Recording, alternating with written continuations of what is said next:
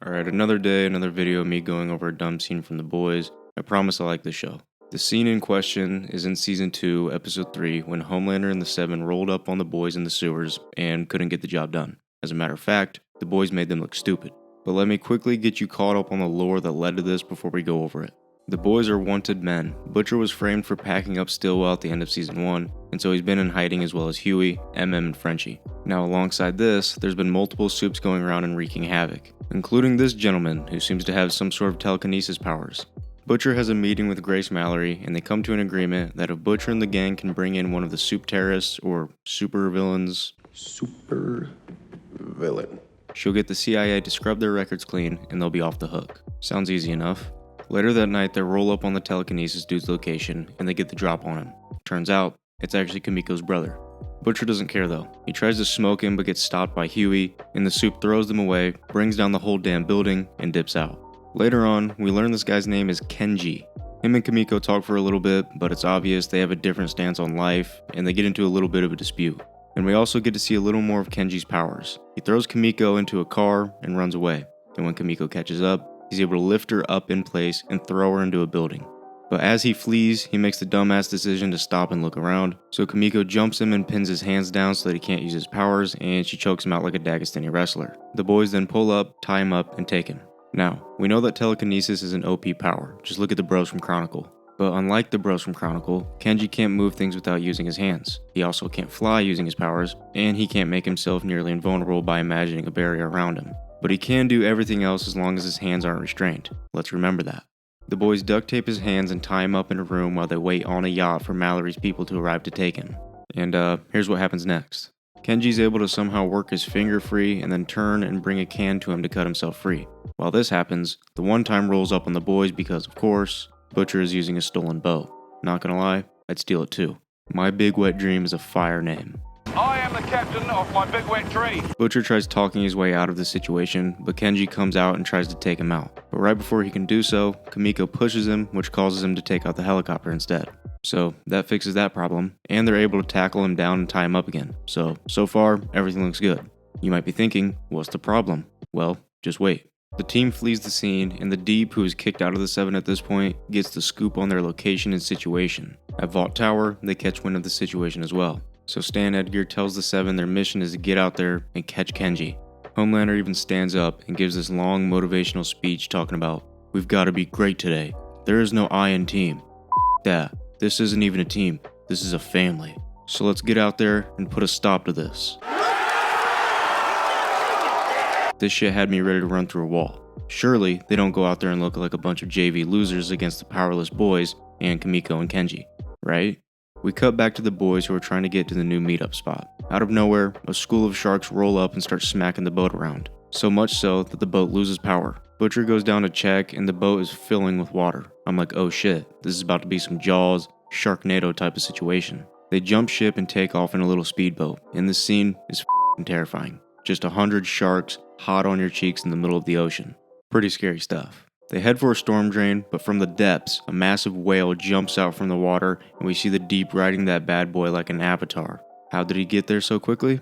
I don't know, but that doesn't matter. The Deep docks the whale and strikes a pose, but Butcher rams the boat into the whale and the Deep falls off and gets knocked out. This is the same guy who in Season 4 took juicers from Starlight, who we've seen can punch through walls and lift cars. He was also able to eat this from A-Train running full speed, and we've seen what A-Train can do just by running into you. He also ate a few super speed juicers to the lips without getting knocked out, and he survived getting absolutely mauled by Starlight, who also slammed a 45-pound plate onto his face for dessert. But yeah, him falling off a whale knocked him out. And not just knocked him out for a few seconds, the gang got out and took like 5 minutes to go into the sewer area, and bro is still out cold. The Seven pull up tardy to the party and see my boy Deep in shambles after the death of Lucy, which was the whale. They then head into the sewer. And I would be pissed about the speedster not finding the boys instantly in the tunnels, but he had that heart problem in Season 2, so he's taken out of commission after trying to search. That's actually decent writing to limit a speedster. I can't believe it.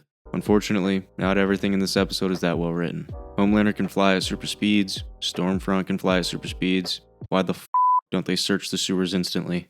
Why are they all walking through it slowly like Michael Myers? Whatever, it doesn't matter. Huey comes out of hiding when he sees Starlight and completely fucks himself. Starlight blasts him while he's talking because she doesn't want her cover blown. Homelander sees this and tells her to finish him. Pack him up or get packed up. And obviously, Annie isn't going to do it, so she beats around the bush for a little while until Homelander says if she doesn't do it, he'll just murk both of them. You kill him, or I'll f***ing kill you both. And Butcher and the boys see this going down. Now, this eats up a lot of time, and there are 7 members of the 7. Where the f*** are the other members? Noir is a ninja. Where's he been? Stormfront can fly. The Deep is just chilling outside. He's not doing anything, actually. But nobody else but the boys have pulled up to the scene. They're in like a storm drain sewer thing, where you can probably hear everything. How has no one else pulled up? Anyways, before Annie finishes the job, Butcher comes out and breaks it up. William? What a surprise! Please don't just stand there and talk. Please don't just stand there and talk. He's just standing there and talking, not doing anything. Kenji comes out, and Homelander has a solid 10 seconds to do something, but he instead decides to continue to just stand there and do nothing. Are you serious?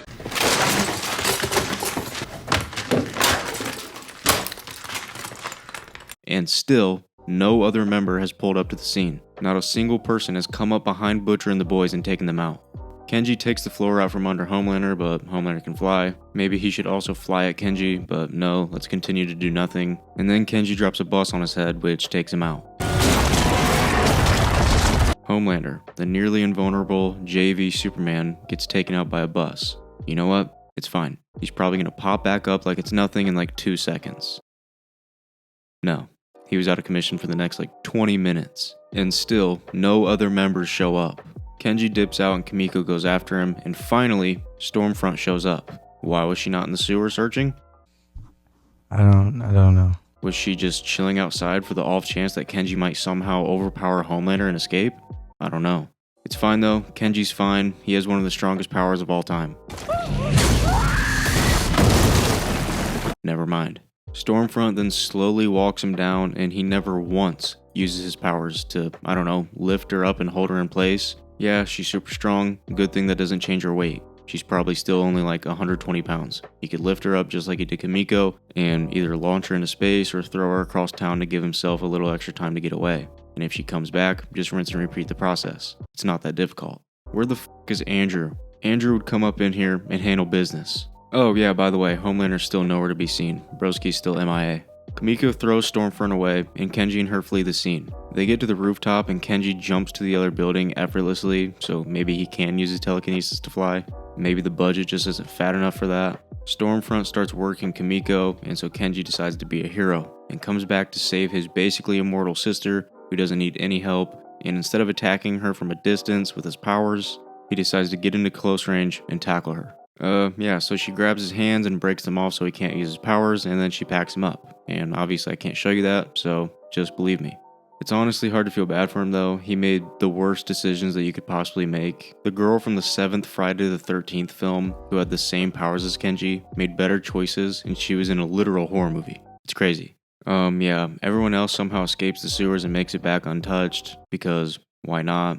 The episode started off hot and ended absolutely terribly. They should have subbed Homelander out for a bag of chips. The chips probably would have done more than him, and subbed Kenji out for any of the main characters from Chronicle or the chick from Friday the 13th. But let me know your thoughts on this in the comments below. Also, let me know what videos you guys want to see next. But that's all I've got for you guys today, so I'll see you in the next one.